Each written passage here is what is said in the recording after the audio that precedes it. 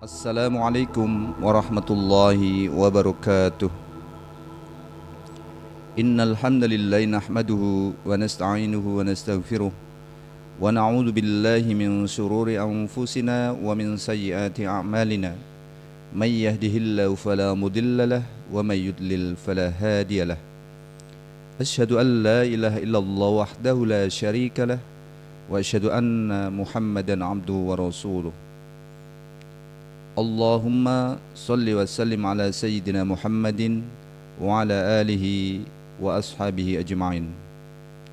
Saudaraku kaum muslimin wal muslimat, asatidah, para wali murid Putra Harapan beserta keluarga yang berbahagia, rahimani wa rahimakumullah. Alhamdulillah, puji syukur kehadirat Allah Subhanahu wa taala yang telah memberikan kita nikmat iman wal Islam serta banyak kenikmatan kehidupan. Kesyukuran yang luar biasa sebab tahun ini Allah masih memperkenankan kita untuk berjumpa kembali dengan bulan Ramadan. Semoga Ramadan tahun ini terisi dengan banyaknya amal soleh dan Allah terima semua amal ibadah kita. Amin ya rabbal alamin. Salawat dan salam semoga senantiasa tercurah kepada tauladan kita, uswah kita Rasulullah Muhammad sallallahu alaihi wasallam serta keluarga beliau, para sahabat beliau dan semua pengikut beliau hingga akhir zaman. Kaum muslimin, muslimat, saudaraku yang berbahagia, pada kesempatan tausiah kali ini saya akan sampaikan wasiat Luqman kepada anaknya terkait perintah pentingnya ibadah sholat. Bagian dari tadabbur Quran surat Luqman ayat 17. Al-Quran menceritakan seorang hamba Allah Subhanahu wa ta'ala yang diberi hikmah, yaitu Luqman. Luqman adalah seorang lelaki yang dikarunia hikmah oleh Allah berupa ilmu, agama dan kebenaran dalam ucapan. Luqman memberi pesan-pesan, nasihat kepada anaknya dalam banyak hal. Di antaranya adalah agar menegakkan sholat, mengajak manusia berbuat baik dan mencegah manusia berbuat mungkar, serta bersabar. Sebagaimana dijelaskan di dalam Al-Quran, A'udzu billahi minasyaitonir rajim. Ya bunayya aqimis sholata wa'mur bil ma'ruf wanha 'anil munkar wasbir 'ala ma asabak inna dzalika min azmil umur. Wahai anakku, dirikanlah solat dan suruhlah manusia berbuat yang ma'ruf atau baik, dan cegahlah mereka dari perbuatan yang mungkar atau buruk, serta bersabarlah terhadap apa yang menimpamu. Sesungguhnya yang demikian itu termasuk hal-hal yang diwajibkan. Dalam ayat tersebut ada 3 induk ibadah yang diwasiatkan Luqman kepada anaknya, yaitu yang pertama adalah sholat, yang kedua amar ma'ruf dan nahi mungkar, dan yang ketiga adalah bersabar. Inilah nasihat berharga dari Luqman kepada anaknya. Semoga wasiat ini bisa menjadikan contoh oleh setiap orang tua. Wasiat Luqman kepada anaknya terkait ibadah sholat mestinya menjadi pesan kita kepada semua anak-anak Islam, baik anak biologis maupun anak-anak didik kita. Imam Ibnu Katsir rahimahullah mengatakan dalam kitab tafsirnya, dirikanlah sholat lengkap dengan memperhatikan batasan-batasan, fardu-fardu dan waktu-waktunya.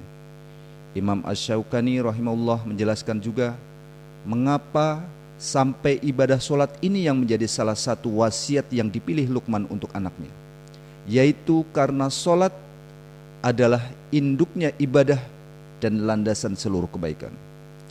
Kaum muslimin muslimat, mari saudaraku semua, bersungguh-sungguhlah, perhatikanlah anak-anak, siswa-siswi kita mendirikan sholat.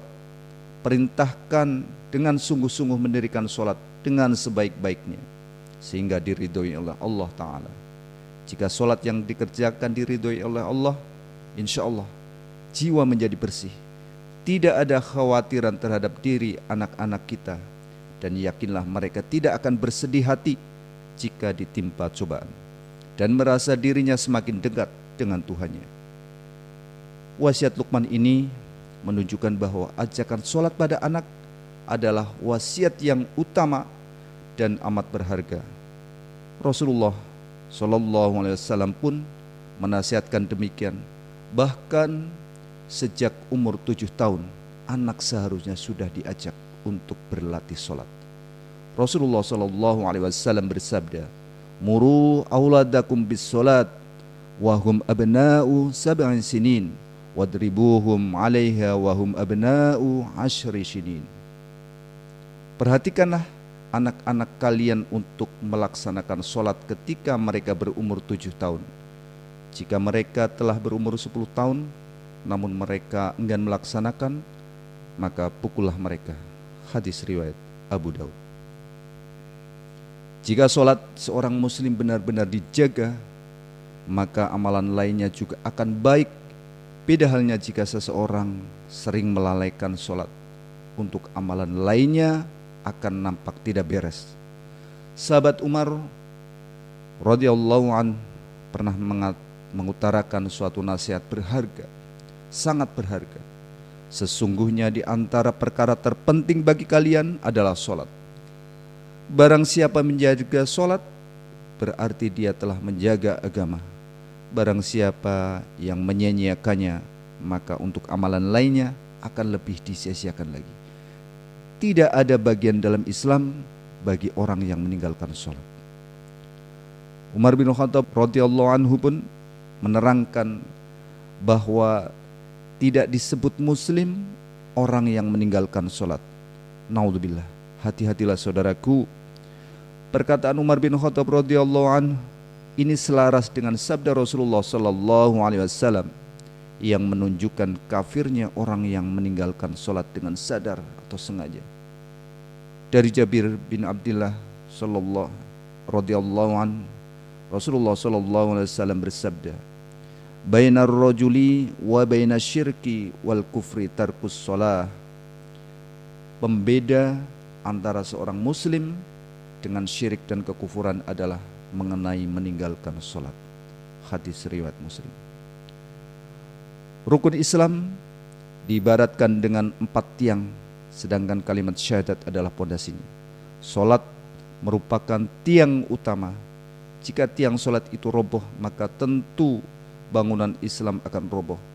Lebih jelasnya, jika orang Islam tidak mau haji, tidak zakat, bahkan tidak puasa, masih disebut muslim.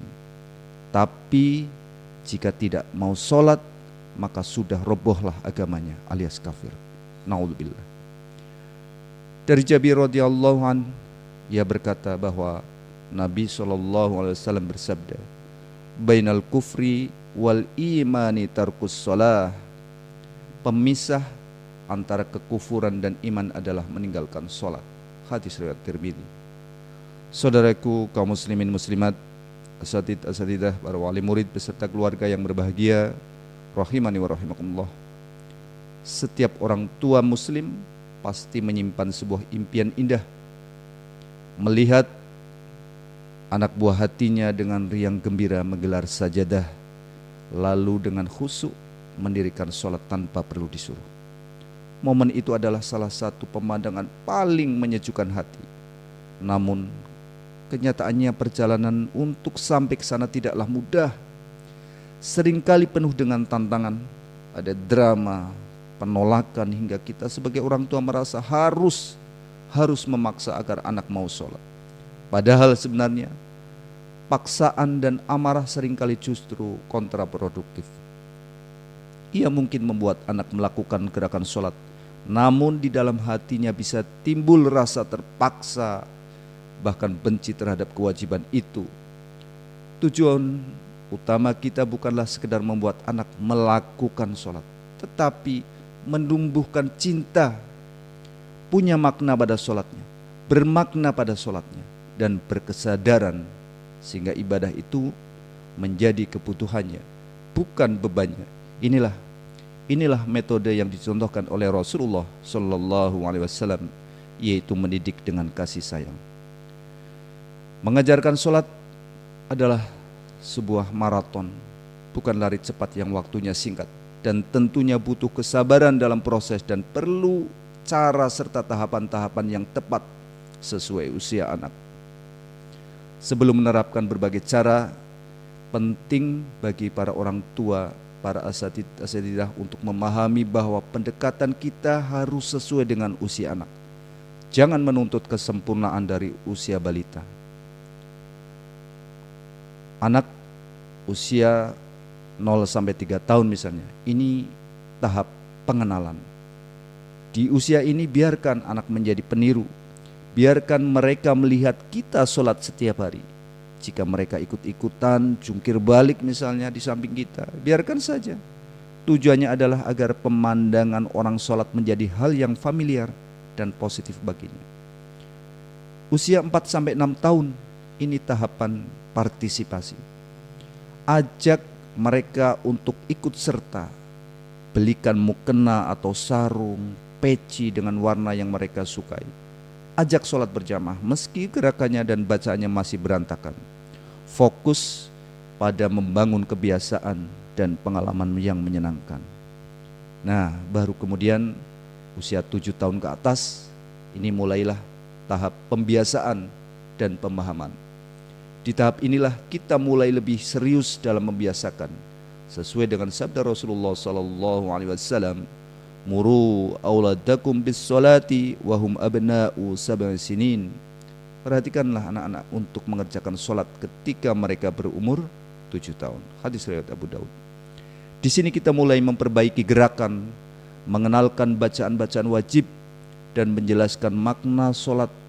Saat anak sudah usia lebih dari 10 tahun, cara mengajarkannya pun boleh harus lebih tegas dari sebelumnya. Anak-anak harus sudah paham bahwa sholat adalah kewajiban yang tidak boleh ditinggalkan umat Islam sesibuk apapun. Kaum muslimin muslimat, asatidzah, para wali murid beserta keluarga yang berbahagia, rahimani wa rahimakumullah. Kita semua orang beriman tentu mengharapkan kesuksesan anak-anak kita dalam melaksanakan ibadah sholat. Usaha kita sebagai manusia ada batasnya. Sentuhan hidayah datangnya dari Allah, maka janganlah pernah kita putus asa mendoakan anak-anak kita. Amalkan doa indah dari Nabi Ibrahim alaihissalam yang diabadikan di dalam Al-Quran. Rabbij'alni muqimas salati wa min dzurriyyati Rabbana wa taqabbal du'a. Ya Tuhanku, jadikanlah aku dan anak cucuku orang-orang yang tetap mendirikan sholat. Ya Tuhan kami, perkenankanlah doa kami. Quran Surat Ibrahim ayat 40. Demikianlah faedah wasiat Luqman pada anaknya terkait perintah sholat. Semoga berkat tausiah Ramadan singkat di Putra Harapan ini bisa meningkatkan ilmu, pemahaman, serta pengamalan ibadah sholat diri dan keluarga kita, sehingga menjadi hamba insan yang bertakwa. Amin, amin ya rabbal alamin. Hanya kepada Allah subhanahu wa ta'ala kita memohon pertolongan dan taufiknya dalam menjalankan, menghidupkan bulan Ramadan yang penuh barokah ini dengan ketaatan yang maksimal. Yang benar dari Allah subhanahu wa ta'ala, adanya salah khilaf dari anda pribadi. Mohon maaf jika ada perkataan yang salah atau kurang berkenan. Akhirul kalam, subhanakallahumma wa bihamdika asyhadu an la ilaha illa anta astaghfiruka wa atubu ilaih. Wallahul muwaffiq ila aqwamit thoriq. Wassalamualaikum warahmatullahi wabarakatuh.